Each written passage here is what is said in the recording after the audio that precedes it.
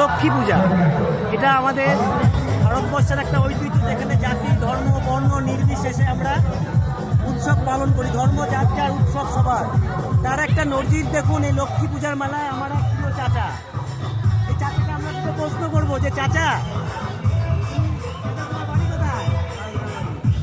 আগে নিয়ে আসো। আচ্ছা চাচা, তুমি জানো এটা কিসের মেলা? হ্যাঁ, চাচাও জানে লক্ষ্মী পূজার মেলা। তার মানে এটা শুধু হিন্দুদের না, এই উৎসব সবার। এই উৎসব হিন্দু মুসলিম বুদ্ধ সবার। এই যে এটা একটা মহামিলন ক্ষেত্র। এটা শুধু লক্ষ্মী পূজা না, এটা হিন্দু মুসলিম ভাই ভাই সবাই মিলে আমরা একটা একসাথে চলি। এটা একটা ভারতবর্ষে আমাদের সম্পদ। এটা আমাদের আসামের একটা শক্তিশালী ঘাঁটি। জয় আসাম।